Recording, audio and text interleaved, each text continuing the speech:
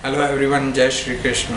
I hope you are all doing good and I hope you are enjoying the videos which I have posted so far.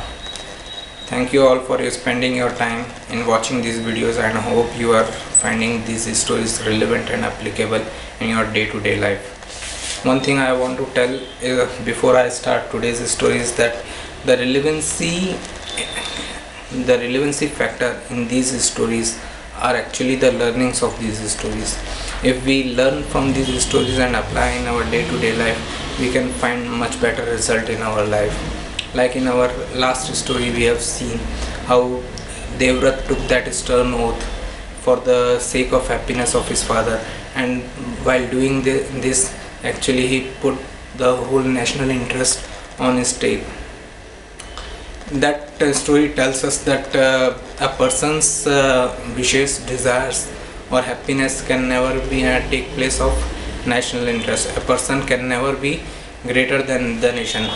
He might be the king, but still he is not greater than the nation. Nation will remain, king will come and go. So like this we can learn from these stories that national interest is most important. If nation is happy, nation is prosperous, nation is growing, then everyone will get the benefit of it. If nation is not happy, if there is a fear of attack from outside, if there is poverty throughout the country, no one will remain happy. So we all should work for the national interest rather than our personal interest. That was the moral of that story. So from now on we move forward. Devrat took that stern oath and returned to the Hastinapur with Satyavati for the purpose of getting her married with King Shantanu. He informed Shantanu that Satyavati's father Dashraj has agreed to the marriage. Shantanu was surprised. He asked how did it happen. Then Devrat told that I have given the promise to Dashraj that Satyavati's son will be the next king, and I have also taken the oath of not getting married and not to have my children, so that to avoid future conflict within the family over the kingdom. After hearing this, King Shantanu was very much in pain, not only because his son has made a great sacrifice, but because he was aware that history will write that in the times of King Shantanu, the principle of King Bharat was breached.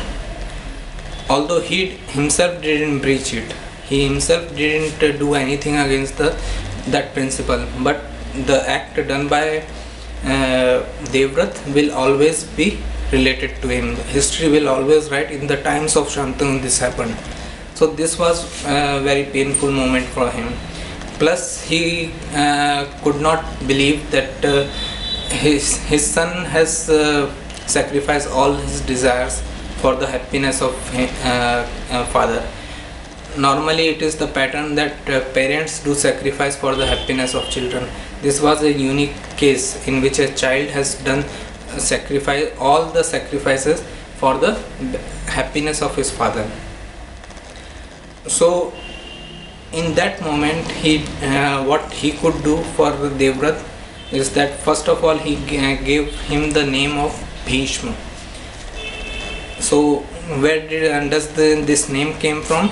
Stern means Bhishan in Hindi, and from Bhishan he gave the name of Bhishma to Devrat. So from now on Devrat will be called as Bhishma in our story also. So first of all he gave the name of Bhishma. Second thing he did is to give him boon of living as long as he wants. King Shantanu told Bhishma that you can live as long as you want. You can death can never even dare to touch you. You can live for years, you can live for centuries, you can live for 1,000 years if you like. That makes Bhishma, that's why I told that Devrat character is the second most important in Mahabharata, because this boon will make him to be present in all the next generations, of Mahabharat till the Mahabharat war happens. So that's why the time he will spend in the story of Mahabharat, that will make this character as the second most important after Lord Shri Krishna, who is actually the superhero of Mahabharat. So Shantanu gave this boon to Bhishma, and now with a new name and with this boon, Bhishma proceeded to the court of Hastinapur. When public came to know about this decision of removing Bhishma from princehood and declaring that Satyavati's son will be the next king, public protested against this decision. The head of minister himself asked the king that who has given the king this right of removing a good person like Bhishma from princehood and giving the kingdom to a child who hasn't even taken birth. Bhishma came in between this discussion and actually told that it is not King Shantanu who has given this promise, it is I have given this promise, for the basic fact that if king is not happy, if king is thinking about his personal desires, happiness, and is not happy in his own life, he can't keep his people happy. So for the benefit of whole kingdom, I have given the promise. Then head of minister asked what happens if the son, Satyavati's son in future, is not able to run the kingdom, is not powerful enough to save the boundaries, is not good enough to serve justice to the people. What will happen then? Then Bhishma, what he did, that he got this boon of living as long as he wants. He used this boon also in the interest of kingdom, in the interest of nation. He said that alright, if none of us, but I will be here as long as I want, I will be living as long as I want because of this boon. So I promise you that I will be there guiding each and every king who sits on this throne. I will be there to serve him as the king. I will see my father's image in whomsoever sits on the throne. So he got this one boon, and this one boon was also he utilized in the national interest. So this was the sacrifice done by Bhishma in the story of Mahabharata. So people got satisfied that alright, a good intellectual person, a good brave person is always there to take care of the throne, is always there to look after the borders of Hastinapur, so that nothing can go wrong. At this time Bhishma also said that I give you all the promise that I will not die unless and until I see that the whole Hastinapur is safe and secure, all the boundaries are safe and secure, and I see that future of Hastinapur is also in good hands. Then only I will leave this world, otherwise I will not die. So this is the way Bhishma made all the sacrifices for the kingdom. But in his King Shantanu's life, he was not happy with all the sacrifices done by Bhishma. He could not forgive himself that because of his desires, his happiness, his son had to sacrifice so much.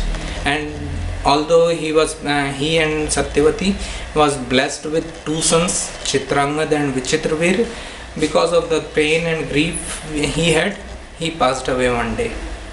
After the death of King Shantanu, Bhishma kept his promise and made the eldest son of Satyavati as the next king of Hastinapur. But